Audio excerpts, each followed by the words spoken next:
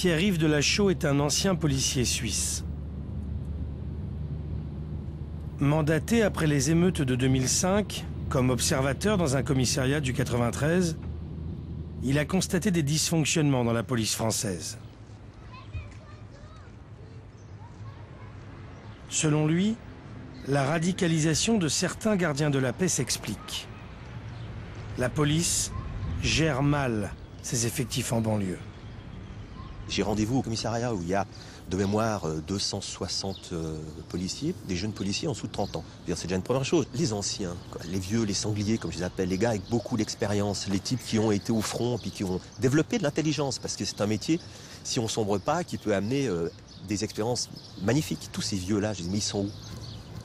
La question, elle est presque basique, c'est-à-dire que quand on met des jeunes face à d'autres jeunes, sans forme, pour ce qui est des policiers, sans une formation adéquate de gestion, de médiation, de gestion de conflits, je veux dire, c'est juste une bande c'est deux bandes qu'on affronte.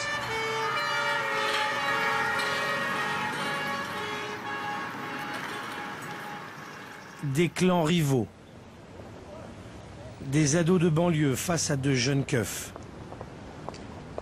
C'est la réalité des quartiers difficiles.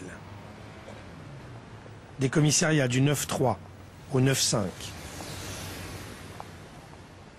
Et quand on sait que 80% des nouveaux gardiens de la paix atterrissent en banlieue parisienne, alors qu'ils viennent de province, ça se complique. Qu'est-ce que tu connaissais de la banlieue? Rien. Rien, je connaissais rien. Je connaissais...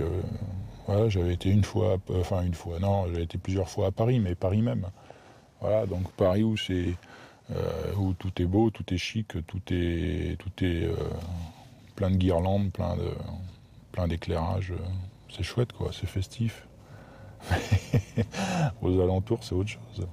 C'est festif, mais autrement. Mais à l'école, vous avez l'impression que vous êtes préparé à ça Non, pas du tout. On voit la face, la belle face de la police, c'est-à-dire qu'on nous apprend, on nous apprend les interventions, on nous apprend, mais à aucun moment on est préparé justement à voir toute cette misère, toute cette détresse des gens, tout ça, non, à aucun moment. On ne nous en parle pas à l'école et c'est vrai que moi qui viens de la province, j'avais jamais connu ça avant.